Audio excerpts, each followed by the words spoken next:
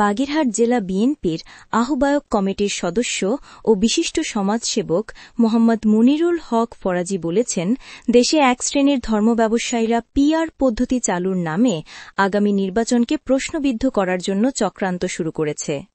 বুধবার রাতে বাগেরহাটের শরণখোলায় দুর্গাপূজা উপলক্ষে পূজামণ্ডপ পরিদর্শনকালে তিনি এই কথা বলেন।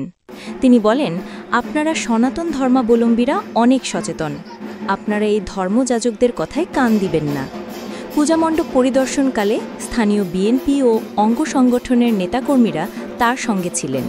পূজার আনন্দঘন পরিবেশে ঢাক, শঙ্খ ও উলুধ্বনিতে ঐতিহ্যবাহী আয়োজনে তাকে বরণ করে নেয় পূজামণ্ডপগুলো। ধর্মীয় সম্প্রীতির অনন্য দৃষ্টান্ত স্থাপন করে মোহাম্মদ মনিরুল হক ফরাজি ব্যক্তিগত তহবিল থেকে প্রতিটি পূজা মণ্ডপে আর্থিক সহায়তা প্রদান করেন। ব্যবসায়ী বলেন, ধর্মযাজক বলেন, তারা আজকে পিআর পদ্ধতি চালুর নামে আগামীতে নির্বাচনকে প্রশ্নবিদ্ধ করার জন্য তারা এই সমস্ত শুরু করেছে। আপনারা দিকে কান দিবেন না। আপনারা হিন্দু ভাইরা, আপনারা অনেক সচেতন। আপনারা আগামীতে ধানের শীষের কাণ্ডারিকে আপনারা জাগিয়ে দিবেন, তাদের পক্ষে ভোট করবেন। এবং আমার অ্যাক্টিং চেয়ারম্যান উনি 31 দফা দিয়েছে। 31 দফায় আপনার বিভিন্ন সংস্কারের দাবি তুলেছে সেই 17 সালে। এটা কিন্তু 5 তারিখের আগে পড়েন না, এটা কিন্তু 5 তারিখের আগে উনি কিন্তু অনেক দফা দিয়েছেন। এই 31 দফা বাস্তবায়নের লক্ষ্যে আপনাদের এগিয়ে যেতে হবে।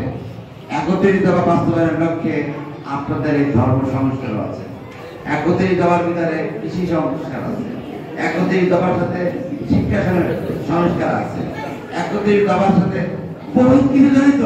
একটা মানুষের জীবনের চলার পথে যা দরকার এই 31 দফার ভিতরে সবই পাবেন। তাহলে কি করলেন উনি আপনাদের মঙ্গলের জন্য এই দফাটা দিয়েছেন। তিনি বলেন, বাংলাদেশ সব ধর্ম ও সম্প্রদায়ের মানুষের মিলিত আবাস।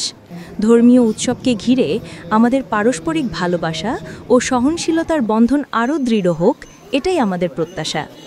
এ সময় তিনি বিএনপির ভারপ্রাপ্ত চেয়ারম্যান তারেক রহমানের 31 দফা কর্মসূচি সম্পর্কেও আলোচনা করেন এবং দেশের গণতন্ত্র পুনরুদ্ধার ও জনগণের অধিকার প্রতিষ্ঠার জন্য সবাইকে ঐক্যবদ্ধ থাকার আহ্বান জানান। আপনার বিএনপির দলের লোকজন সব আপনার পাশে আছে।